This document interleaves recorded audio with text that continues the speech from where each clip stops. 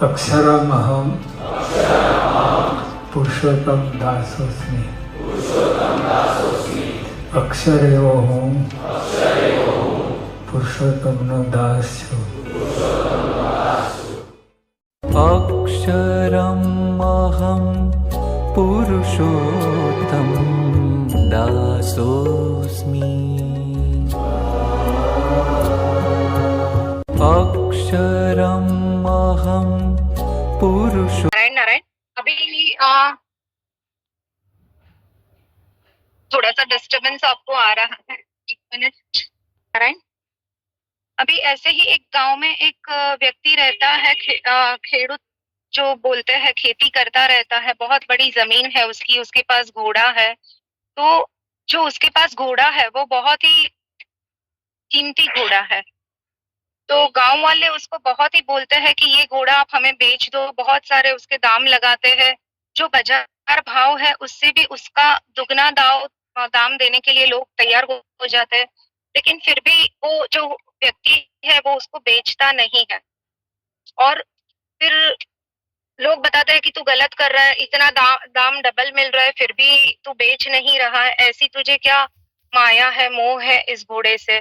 लेकिन वो व्यक्ति बोलता है कि मुझे नहीं पता, लेकिन मुझे ये घोड़ा बेचना नहीं है। और एक दिन जब वो सोया रहता है, तब रात के अंधेरे में उसको ऐसे अनुभूति होती है कि अपना घोड़ा चला गया है। सुबह जब उठता है तो वो देखता है कि उसका घोड़ा जहाँ पर बांधते हैं घर में, वहां से वो नहीं है, निकल गया है। तो लोग बोलते हैं देख, तेरे लिए वो लकी नहीं था, तुझे वो दुखी करके चला गया, इसके बदले में तो तूने दाम देके बेचा होता तो भी तुझे ही फायदा होने वाला था, लेकिन तूने वो भी नहीं किया, तो आज तुझे नुकसान ही नुकसान है और तेरे जीवन में ये नकारात्मक ही हुआ है। तो वो बताता है कि मेरे जीवन में सकारात्मक हुआ है या नकारात्मक, वो मुझे बिल्कुल पता नहीं है। मैं तो सिर्फ नारायण को भजता हूँ, नारायण को पूछता हूँ, उन्होंने मुझे जो जीवन दिया है वो सर्वश्रेष्ठ जीवन है। तो मैं यहाँ पर किसी भी प्रकार का जजमेंट नहीं दे सकता हूँ, या मैं कोई भी बातें नहीं बोल सकता हूँ कि मेरा जीवन अच्छा ही है या मेरा जीवन बुरा ही है। लोग चले जाते हैं, बहुत दिन हुआ, तो वापस वो घोड़ा अपने आप उसके साथ कुछ जंगली घोड़े 7 से 8 को लेकर आता है अपने घर पर। तो सब बोलते हैं अभी तो तेरे पास इतने सारे घोड़े हो गए, लोगों को पता नहीं है कि ये जंगली घोड़ा है। तो वो उसमें से 1-2 घोड़े जो है वो नुकसान भी करता है। अपना घोड़ा जो है वो बहुत ही अच्छा था, वही वापस आया, लेकिन अपने साथ दूसरों को लेके आया, 7-8 घोड़े को। तो वो जो घोड़े है वो जंगली है। अभी जो घोड़े की भी जात रहती है उसमें सर्वश्रेष्ठ जात उसके पास थी, लेकिन जब वो बाहर गया और अपने साथ लेकर आया 8 घोड़े, जिसमें से वो परिवार में नुकसान करता है, गांव वालों को नुकसान करता है, तो वहां पर वापस लोग बोलने लगे कि क्या पता कि ये घोड़ा तेरे लिए कितना नकारात्मक है, क्योंकि गांव में भी इतना नुकसान कर रहा है, तेरे परिवार में भी इतना नुकसान कर रहा है और तेरे घर में भी इतना नुकसान कर रहा है, तो तेरे लिए ये सकारात्मक नहीं है, नकारात्मक ही है ये घोड़ा। तो तू जो जंगली घोड़े है उससे एटलीस्ट निकाल दे या बेच दे। बोला मुझे कुछ भी ऐसे नहीं करना है, मुझे तो मेरा खेत में जाके मेरा जो रोजी रोटी कमाना है वो मैं कमाता रहूंगा।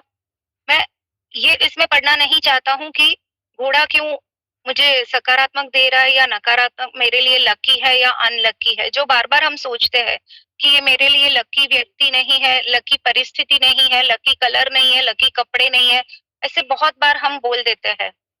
तो यहाँ पर ये व्यक्ति वो भी बताता है कि हमें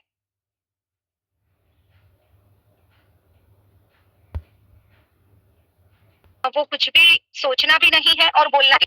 कुदरत ने जो नारायण ने मेरे लिए व्यवस्था की है उसमें मैं जानने के लिए सक्षम ही नहीं हूँ, तो मैं किस प्रकार से मेरा किसी भी प्रकार का जजमेंट दूं या निर्णय दूं कि ये मेरे लिए सकारात्मक है या नकारात्मक है।